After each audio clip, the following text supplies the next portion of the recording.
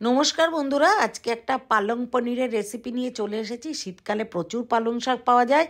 পালং শাক নিয়ে এসে গোড়াগুলোকে কেটে পিস করে নিয়েছি। নিয়ে পুরো পালং শাকের আটিটাই কেটে নিয়েছি আমি। নিয়ে ভালো করে ধুয়ে নিয়েছি যাতে একটু নোংরা না থাকে। জল ঝরিয়ে নিলাম। এরপরে পনির পিস পিস করে কেটে নেব।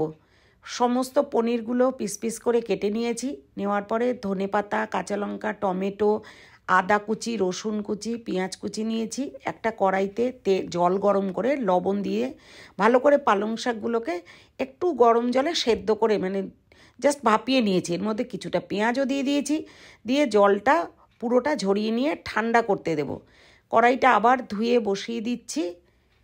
এরপরে রাইস ব্র্যান্ড অয়েল দিয়ে দিলাম, রিফাইন্ড অয়েল। এর মধ্যে একটু নুন দিয়ে দিয়েছি। দিয়ে পুরো পনিরগুলোকে হালকা ভেজে আমি তুলে রেখে দেব।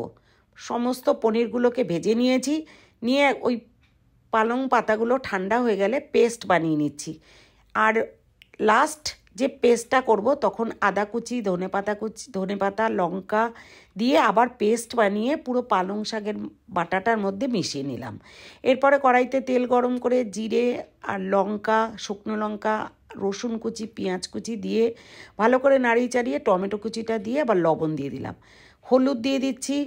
আবার নাড়িয়ে একটু নরম হতে দিলাম। তার মধ্যে দিয়ে দিলাম লঙ্কার গুঁড়ো আর দুটো বাতাসা। এরপরে পেস্টটা পুরো দিয়ে ভালো করে নাড়াচাড়া করতে হবে যাতে কাঁচা গন্ধটা না থাকে। এর মধ্যে দুটো কাঁচা লঙ্কা চেরা আর একটু লবণ অ্যাড করে দিয়েছি।